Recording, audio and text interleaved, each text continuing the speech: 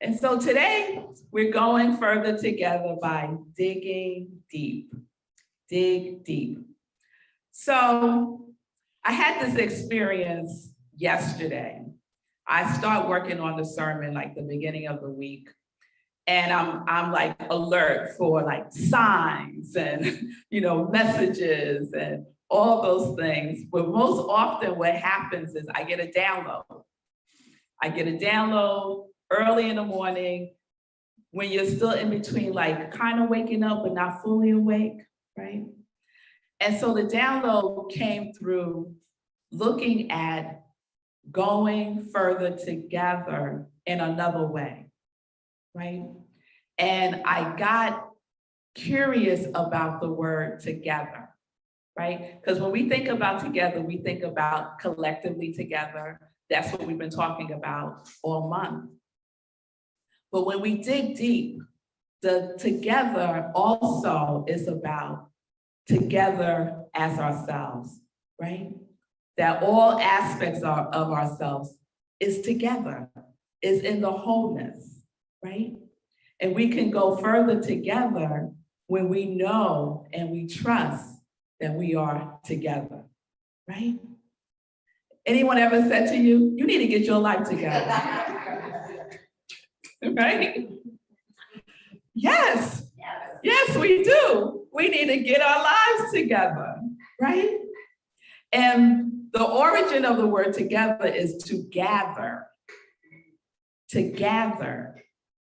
And I often say to myself when I'm feeling like a little unsettled, I say, go gather up all of you and go sit down and be still, right?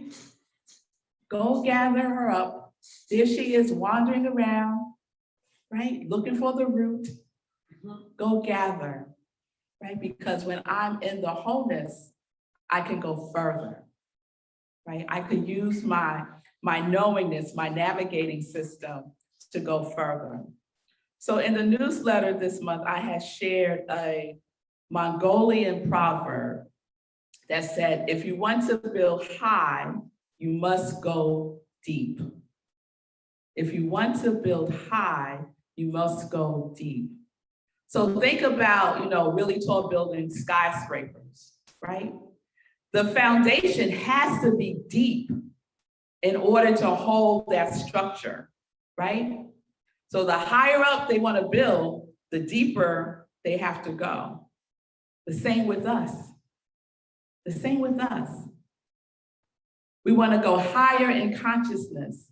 We need to go deeper within the essence of who we are, right? Let's go deeper. Let's go deeper.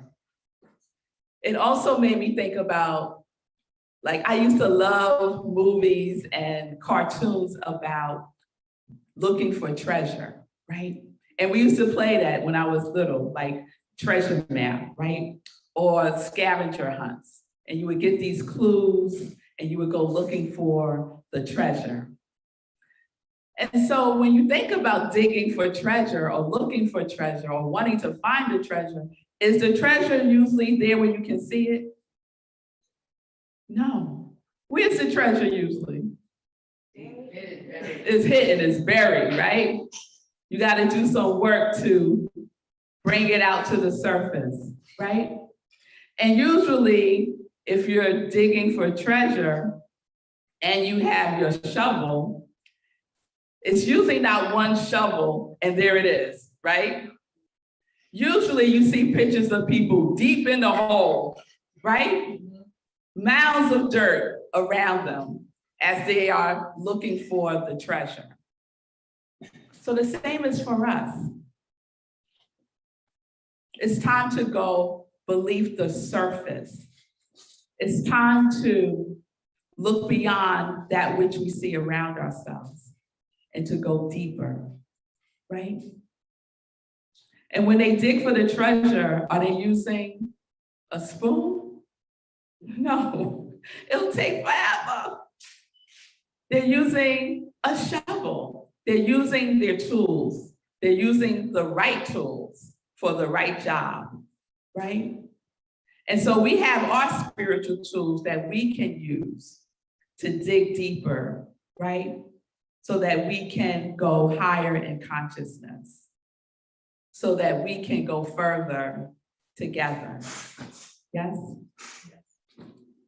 So Gary Zukav, I love Gary Zukav, and one of my favorite books is Seat of the Soul. And he said in Seat of the Soul that the seat of the soul doesn't reside at the surface. It is positioned at the depths of who we truly are. So we have to do some digging to get to the seat of the soul. And it's there. It's always there. It's never not going to be there, right? That treasure that we are, the treasure that has our name on it. But we have to take action. If someone's looking for treasure, do they just sit and say, oh, I really want some treasure. Let me just think about digging for some treasure. Will they get to the treasure? No.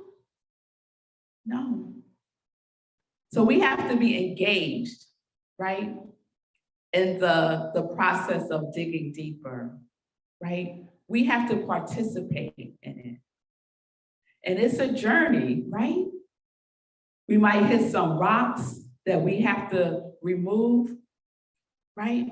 We get tired, right? And sometimes when we get tired, what do? When we've been digging within ourselves, seeking to access the treasure, our gifts, and we don't see it. It's been 40 years I've been digging. How much longer am I gonna have to dig, right? And then we give up.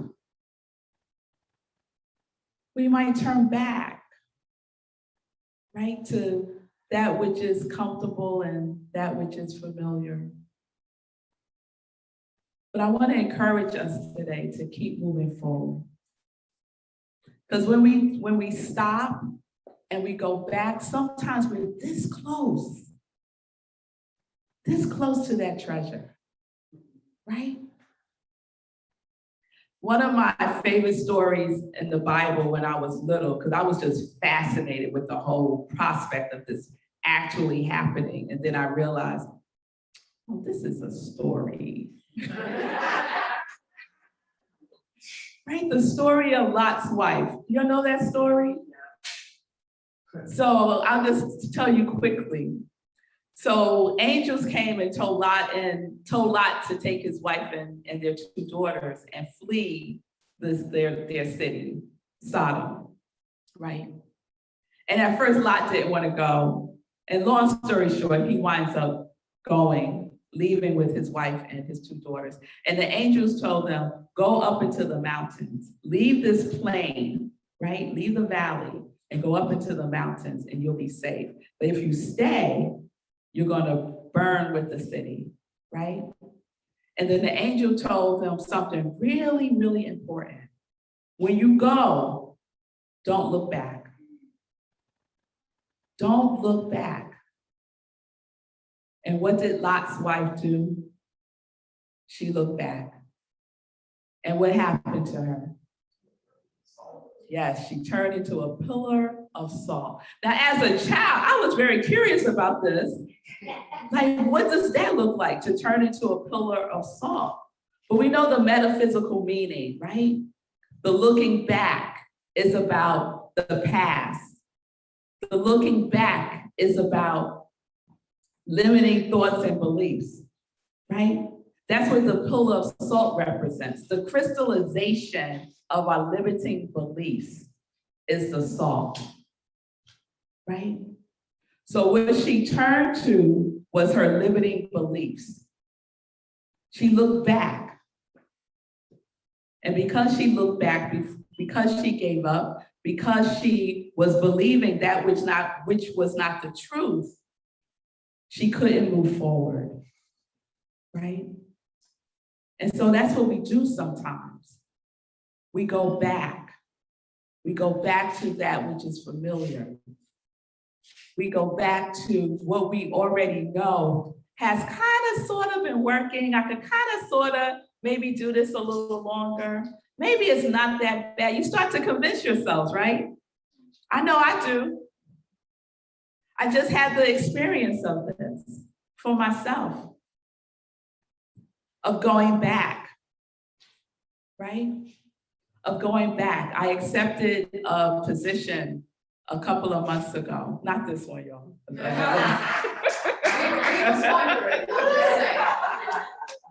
No, this is my treasure. This right here is my treasure, right? So I had accepted this, I'm many years I've been doing human resources and nonprofit organizations. And I accepted this position to build their HR capacity, to build their department. And I've done this many times. And I said, yeah, I could do that. I could do that, right? And so I get in there and I'm doing my thing. And all along, I feel unease. I just feel unease. And I know what it feels like in my body, and most times we do. For me, it feels like a tightening around my chest, as if someone's pressing on me. And I feel it in my belly, like just an upsetness in my belly. But I kept pressing on, right? Kept pressing on, going back. And the further back I went, then I started having like restless sleep. I would go to sleep, but I would wake up feeling exhausted, right? Anyone can relate to that? Mm-hmm. Yeah. And then I started literally pulling the covers over my head, literally. And I said, you know what, Melissa, you've been here before. You know where this is going. Are you going to continue? Or are you going to make a decision and a choice that is in alignment with your dream, with your gift, with your treasure? Are you going to dig deep and do what you know you need to do? And so, after prayer, after getting my shovel and digging deep, and the thing about making decisions and making a choice, using those two things as a tool to dig deep is very powerful. I always remember Michael Bernard Beckwith saying this about decision and choice, because sometimes we think it's the same thing, right? But decision is about what it is that you need to release, what it is that you need to let go of, what it is that you might need to cut out of your life, to make a decision about that so that you can invite that which is waiting patiently for you to make that decision can come through. And the choice is the state of consciousness that you make that decision from, right? So I could have made that decision about what am I going to do from a state of consciousness of fear, right? Oh my God, what am I going to do, right? If I stay, I'll get all this money, I'll have benefits, all of these things, right? And all of that is lovely, right? But what I also know is that since 2020, I've been saying and affirming that God is my source, that God is my source. So I need to make a decision from that state of consciousness, to choose from that state of consciousness, to choose from a state of consciousness of faith and trust. And so I did. So I resigned from it. I did. I dug deep, Amy. I had to really go within myself and have faith and have faith, right? To walk in the talk. If I've been saying God is my source, it's easy to say that, right? But to be in the walk of that is a whole nother level of going deeper into the truth of who we are. So when we dig deep, when we want to go there, when we're at a point at that intersection, a lot of times we feel like we're at a crossroads, right? And we're like, which way do I go? And oftentimes we ask those around us what they think we should do. And I'll tell you something about asking folks around you what you should do. Check in to see if they're together.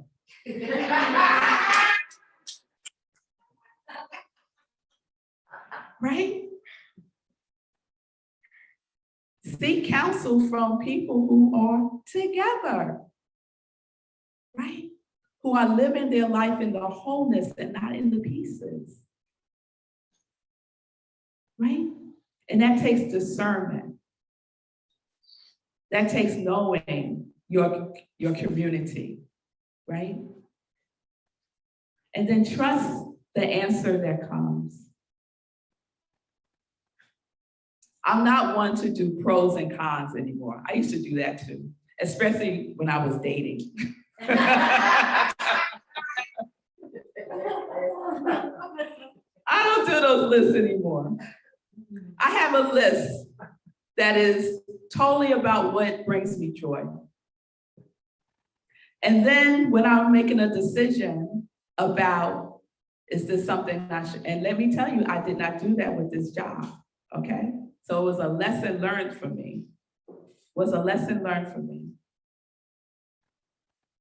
I look at my list of joy, right? I do this every year. I make a list of everything that I would like to experience. Not how I want to experience. The very first thing on my list is, I work as joy. And then when something comes, look at the list. Does it meet the criteria of my joy list or not? And make my choice from the consciousness of joy, right? So I did this for 2021, and I always titled them. And I'll share this. When I accepted the position, the CEO would often say to me, I want you to win, Melissa. We gotta win. And for some reason, every time she said that to me, I would feel like, oh, right? And I couldn't explain, like, what is that, right? And I have my list. I always title it. When I lost my list, it's like, we get messages, right? When we're paying attention. So I went to Oregon. I went to Oregon for a sacred soul retreat, living your life's purpose. I had my list with me because it's part of my spiritual practice. When I got back, I couldn't find my list. Only thing I needed to do was print it out again, but I didn't, right? So now I'm going to this job. I don't have my list. I'm not reading my list, right? I decide that this is not for me. In the conversation, I said, I'm not going to win here because this is not for me. It's not for me, right? And after that, I said, you know what, let me print out the list because I don't know what I did with it. I print out the list. Do you know what I called the list?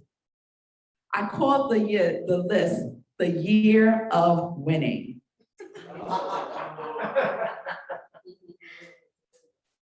I said, well, look at God. This is what I'm going to win with. This joy list. This is what I get to dig in with. This is what keeps me together. This is what helps me go further together. And then together with all of you.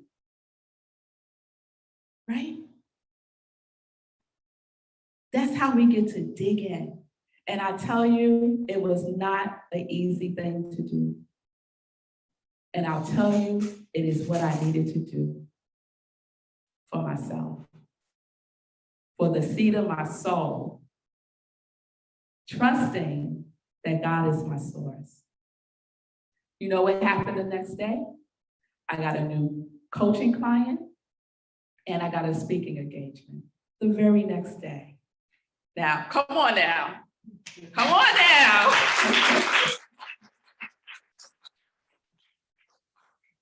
And you know what? If that had not happened, I still would have trusted God.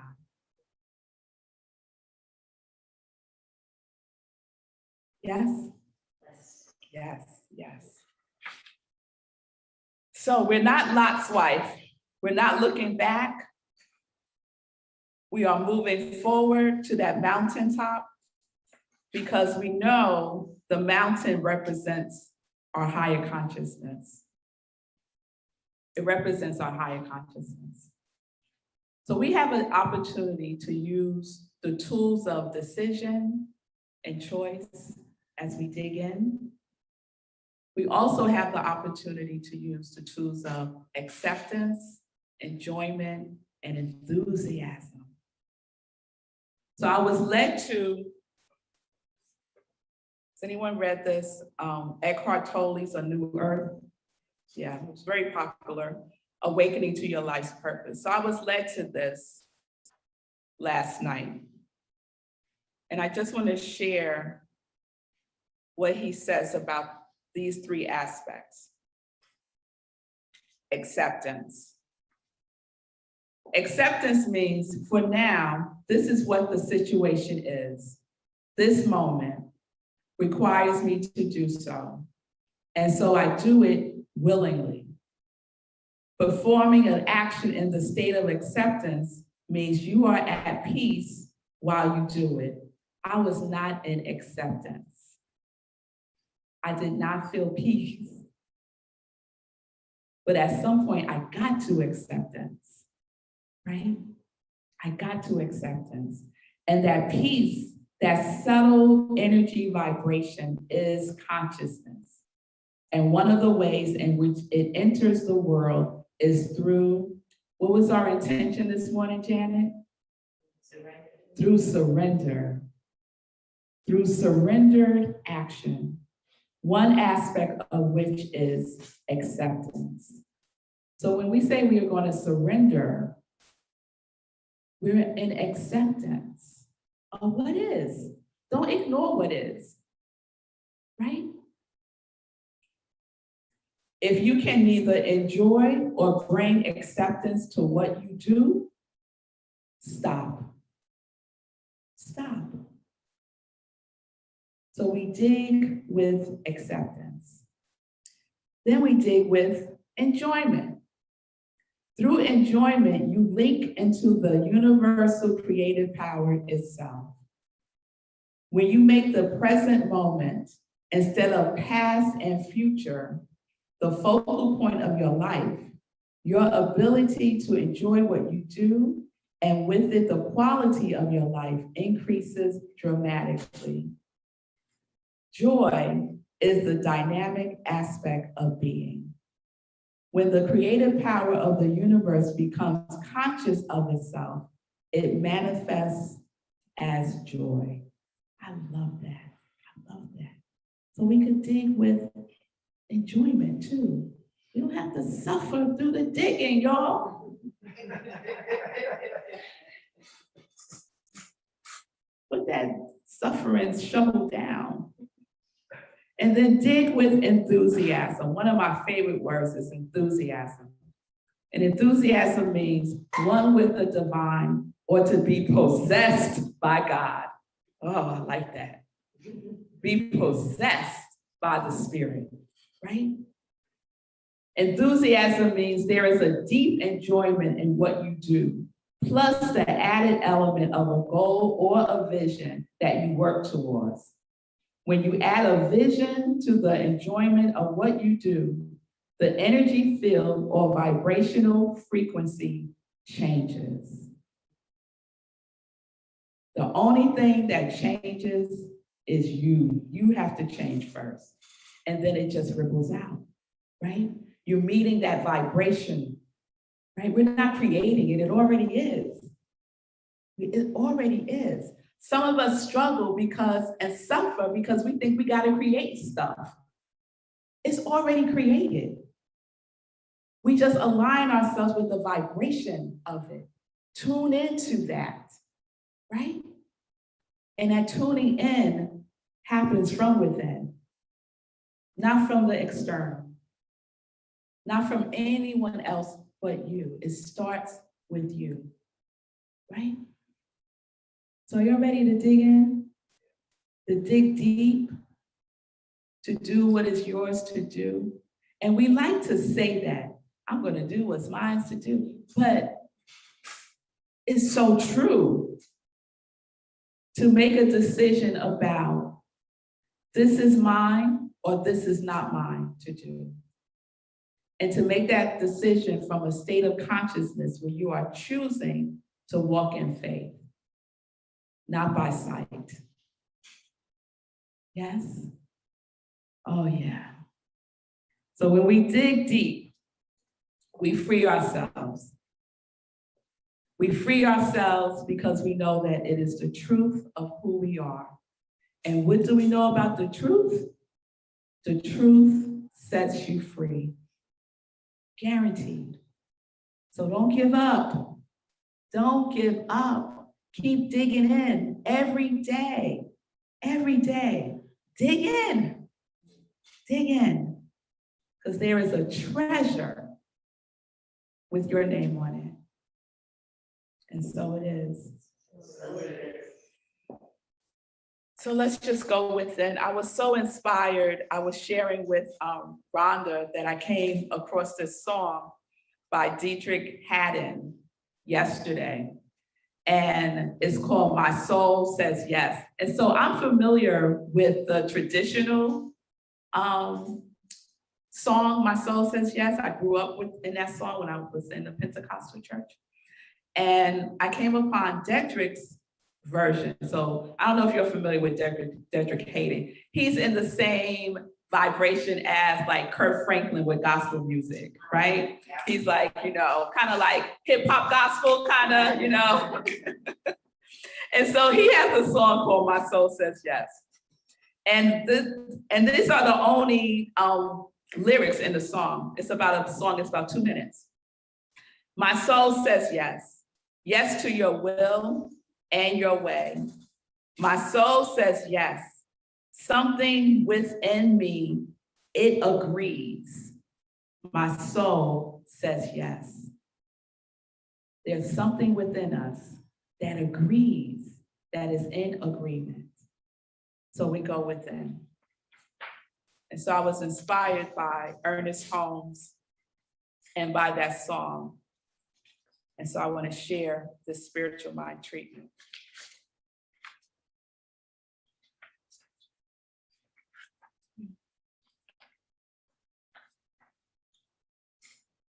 I am filled with inexhaustible energy of life. I am filled with limitless enthusiasm for living. There is a deep calm at the center of my being, which is undisturbed, which is forever at peace with the universe around me. I know that the power of good will prevail, and it is being activated now in my mind and in the mind of each one present to the sound of my voice.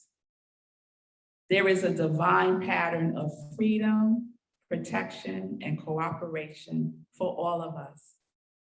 We live in the buoyancy of spirit. There are no doubts in our consciousness. Fear cannot operate through me. Fear cannot operate through you. We are alive with life, with joy, and continuously upheld by a deep, unshakable conviction that there is a presence and a power and an intelligence in the universe, which is working out a perfect pattern that is our life. So I dig in. We dig in the acceptance of peace, the enjoyment as joy, and in the enthusiasm of love. because something within me agrees. My soul says yes. Life agrees with me as an opening for more abundance, love, harmony, peace, and perfect health. I dig in with my mind, my heart, and my spirit. The treasure is recovered again, and all of our needs are met because God is our source, our supply, and our substance. So we are resourced by the source, and its supply is unlimited, eternally flowing through and as each one of us. So I name it, I claim it. Claim your treasure now, for it is within is where the treasure is. And as we know that this treasure is ours to open, is ours to share, we go further together. We go further, and the we is greater than me. We go further as a divine community of whole people because we live in the wholeness and not in the pieces. And with great gratitude, I take my shovel and I go in, I go deep, and I am surrounded by people who are doing the same. For they are here at Rockland CSL. And so we dig together, we love together, we celebrate together, we know the truth together. And I release this into the law, knowing that it cannot return void, knowing that it returns in the overflow of love, harmony, peace, and joy. And so it is. Amen.